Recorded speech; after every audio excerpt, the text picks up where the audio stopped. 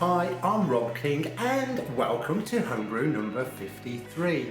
This is an ordinary bitter. Well, in fact, this bitter has turned out absolutely extraordinary.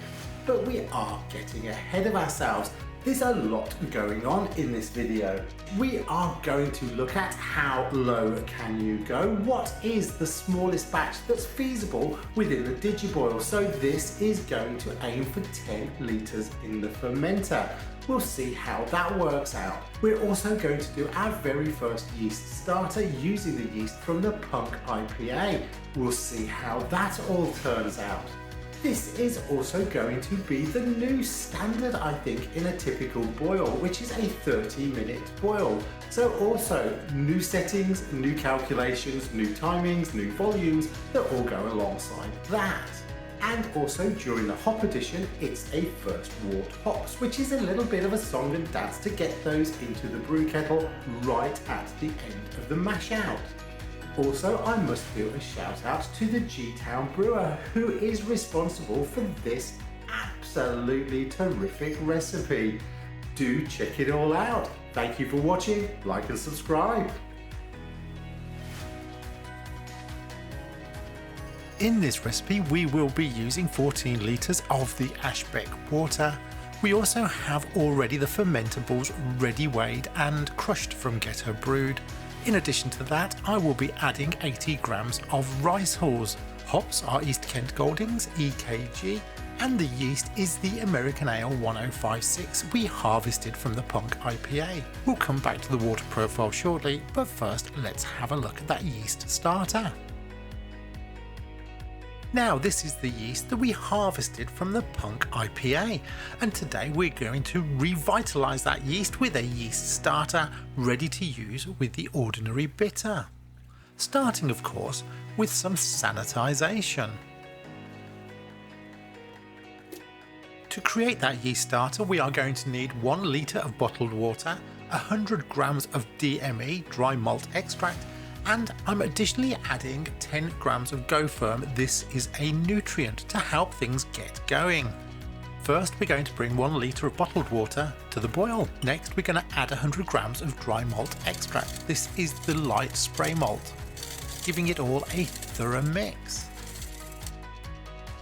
Finally add in the 10 grams of Go Firm, mix it in thoroughly and let it all simmer for 15 minutes. Add the wort to a vessel. Now I'm using a demijohn, which is a little too large, but it was the only thing I had handy, and let it all cool down to room temperature. We can remove that top layer of liquid from the yeast, and then give the yeast a really good shake to mix it all up, ready to add to our wort. Once all the ingredients are combined, you would normally put it onto a stir plate to keep that yeast agitated. Now since I don't have one of those, I had to go for the manual method, which means every time I walked past, I gave it a shake, and again, and again. Brew day is here, and we start by adding 14 litres of that Ashbeck water to the brew kettle. Now I am a fan of Ashbeck water because it has a low mineral content and makes it easier to do the water chemistry. Power on and strike temperature is 66 degrees centigrade. Full power, which is 2400 watts. The water chemistry is 1 gram of calcium chloride, 0.1 grams of canning salt, 0.5 grams of Epsom salt, and 2.9 grams of gypsum. The high level of gypsum gives us a high sulfate ratio, which is a dry profile, and mix. We can add the grain basket and start to mash in. Now this has already been mixed for us, so we have 1.6 kilograms of Maris butter, 173 grams of Crystal T50 and 107 grams of wheat malt. We also have 80 grams of rice hulls which are added to help with draining. And mix. Power 500 watts, 65 degrees, mashing in. This is going to be a 60-minute mash, and after 15 minutes we'll take a sample to just check that pH. We'll rapidly cool that sample down to room temperature in order to take a pH reading, and we've come in at 5.49 versus a target of 5.44. That is perfectly within range. 60 minutes later and I've set up the pump ready for the next stage, and it is time for mash out. Now mash out means raising the temperature to 75 degrees centigrade for 10 minutes. I left the power setting at 500 watts, but that really was just struggling to bring it up to the hop stand temperature. We're going to give it a brief boost to try and get up to close to 75 degrees. That extra power improved things quickly, so by the time we reach 72 degrees, I'm throttling it back down again. A little extra mixing never hurts. That power reduction was to 1900 watts, which was still a bit too high. I'm dropping it to 500 watts now, but we are overshooting. The mash out is 10 minutes, so we can take a pre-boiled gravity reading. Now we'll feed this information into Brewfather to be able to configure our setup and be more accurate when we calculate future brews. The mash out is over and we can remove that grain basket and let it start to drain. We can now raise the temperature for the boil. This is going to be a 30-minute boil. Full power. Now all of the hops are going to be East Kent Goldings EKG, and our first addition is 14 grams as first wort hops. We then have an additional 21.3 grams at 15 minutes and a final 21.3 grams at 1 minute before we finish the boil. These are first wort hops, which mean they're going straight away. So you've got a little bit of a da-da-da-da-da-da as we do this.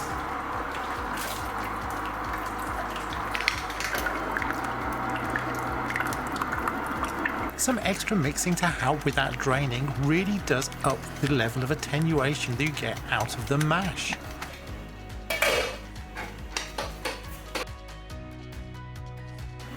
We're at the start of the boil. We are at 14 litres or thereabouts. That is the boil. So I am going to turn the power down to 500. Actually now it's settled as well. We do seem to be at 13, just shy of 13 litres. We have reduced the power to 500 watts for a rolling boil. Our second hop addition is at 15 minutes. Including Royal Flock. If when you start your pump you get this noise, it probably means you've connected all the pipes the wrong way around. The challenge now, of course, though, is to empty the half-filled pipes in order to disconnect them and reconnect them the right way around. Comedy ensues. Take 2. Success. Now it's circulating, it's hard to see if it's boiling, so I'm going to switch the power up to 1900 watts and turn off the 500 watts. It's not really whirlpooling as much as I'd like, probably because it is so low in volume, and adding the chiller to make sure it's sterilised in the boiling wort. At 5 minutes we add 5 grams of Fermade O, yeast nutrient. God damn it, this stuff really is sticky stuff. Boil has moved up a notch, but it is just for the last few minutes.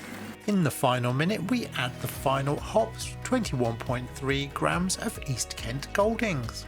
The pre-boil gravity has come in at 1.046 versus a target of 1.036.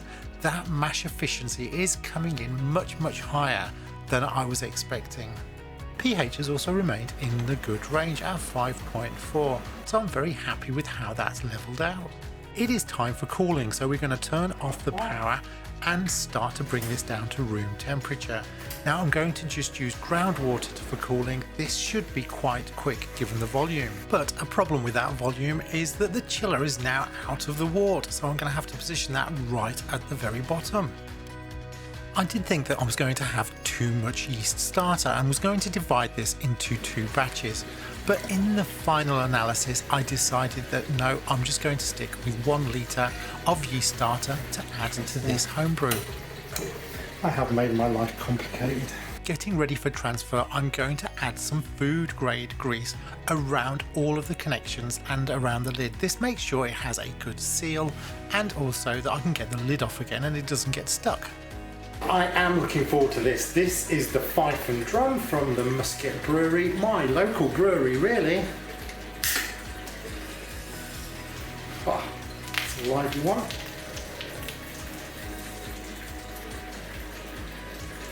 Not the perfect pour, given I ended up with half of it on the floor. Cheers. Cooling in progress. And the beer cooling too.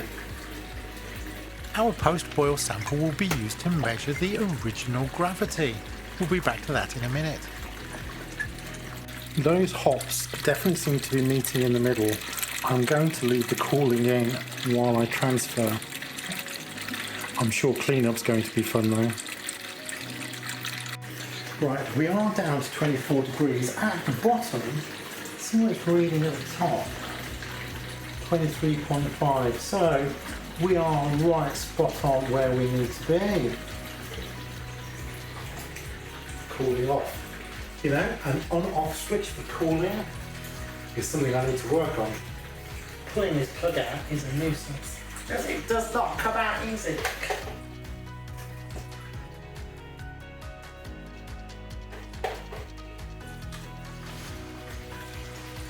Now I do need to watch this carefully. I don't want to take too much gunk with me. It's only 8 litres.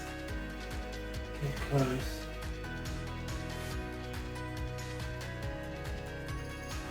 Okay. So, our finale is the yeast. So this is the very first time I have reused yeast, so fingers crossed this was the same yeast as the Punk IPA.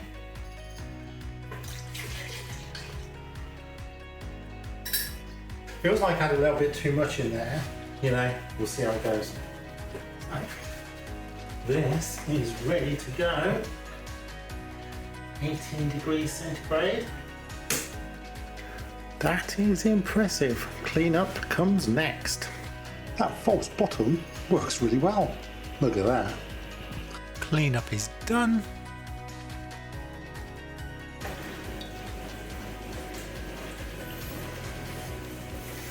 Holy schmoly. Original gravity has come in at 1.056 versus a target of 1.038. So I forgot all about the ice spindle.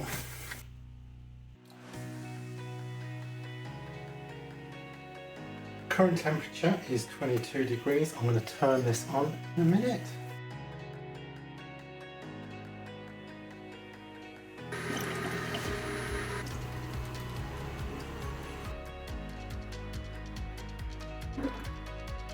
The ice spindle data shows us that the fermentation levelled out during day 3.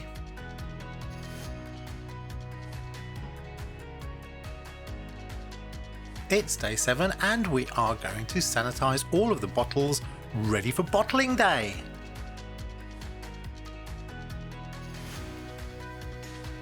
We have maintained a steady temperature of 18 degrees centigrade, so now it's time to break open the fermenter, remove the ice spindle and transfer to the bottling bucket to see exactly how much volume we've got.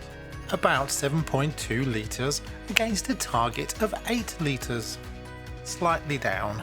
For bottle carbonation we're going to mix up 30 grams of priming sugar, that's about 4.3 grams per litre. We're first dissolving in pre-boiled water to make it easier to mix in.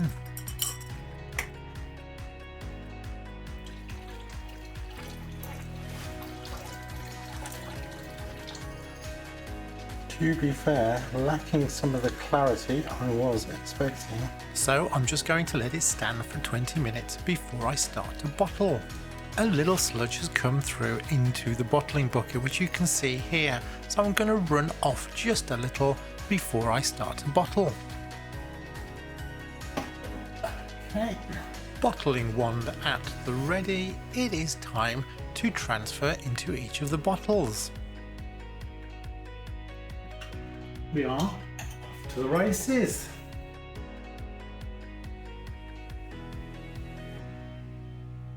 I have learned to save time during cleanup by simply putting some towels around the bottling bucket. Having completed the bottling, it is time for capping, and we are good to go. That's 12 bottles in the bag, 6 litres. This is quite sludgy at the bottom. Leaving it for 20 minutes was the right move. Meanwhile, back at the fermenter, shall I try again? I think I will. I have reused this yeast once already. That is thick on the bottom. Sanitised spoon.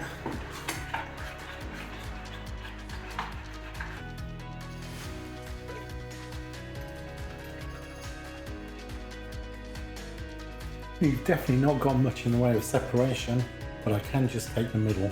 I'm just going to tip a little off the top, and then I'm going to harvest the remainder for a future brew. 12 hours later, and we have a yeast ready to use.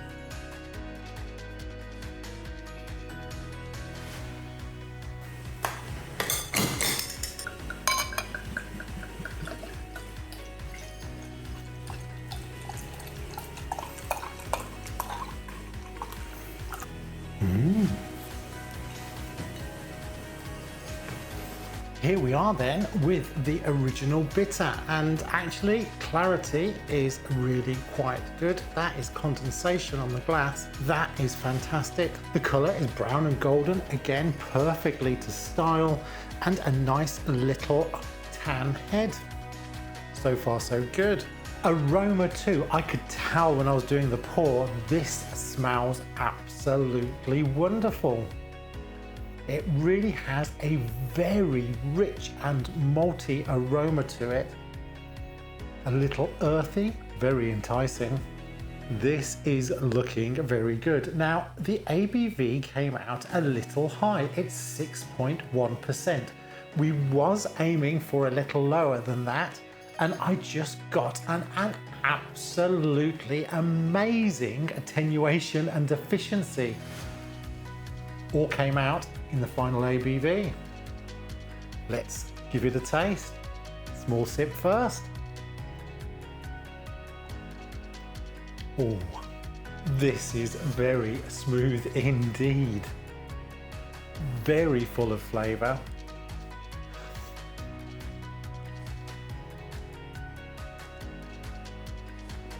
This is a really rich flavour. It really does have those malty, toasty undertones.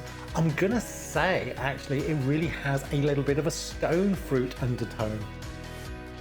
Wow, I definitely didn't make enough bottles of this one. The mouthfeel is really quite medium. It does give you a nice little bit of viscous feel as it goes down. Yes, very good. Also, we need to talk about that carbonation. Now, carbonation in a bitter isn't too high, and I deliberately bottle carbonated. We just have a little bit of carbonation coming through, but it's not too much. It is really spot on for the style.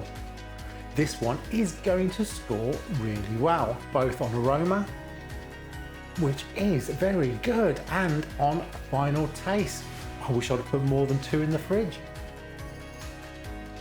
Well, I could not be happier. This one has been an absolute star. So, thank you very much for watching. Do please like, subscribe, and feel free to comment. Cheers and happy homebrewing. Good health.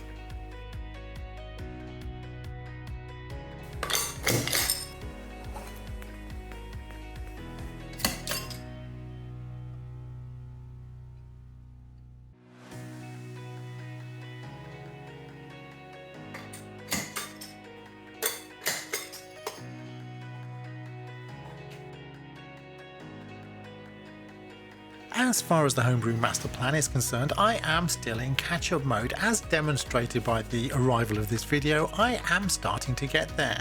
But I have also managed to start a new homebrew. It is the American Cream Ale, which is fermenting downstairs. I am on day 2. I'm looking forward to that one too. In the meantime though, do check out one of the other videos. I suggest the Tapache, that's quite fun. please do like and subscribe. Happy homebrewing. Cheers.